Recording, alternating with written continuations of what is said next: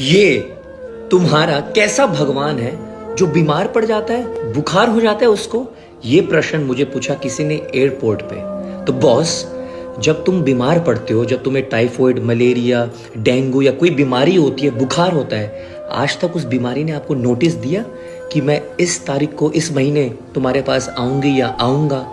हर साल एक ही तिथि पे स्नान यात्रा के बाद 14 दिन के लिए जगन्नाथ जी को बुखार हो जाता है। ये समस्त अनंत कोटि ब्रह्मांड के ताप को संभालते हैं। चंद्र सूर्य विलोचना, चंद्रमा और सूर्य, सूरज तो इनकी नेत्र हैं। इनके शरीर से निकलने वाला जो ऊर्जा है वही सूर्य की शक्ति है, वही उसकी रोशनी है, और इनको बुखार हो जाएगा? ये भगवान है, भगवान। तो भगवान गीता में कहते हैं जन्म कर्म च मे दिव्यम एवं योग इति तत्वतः। भगवान कहते हैं मेरा जन्म और कर्म सबको समझ में आने वाला नहीं है।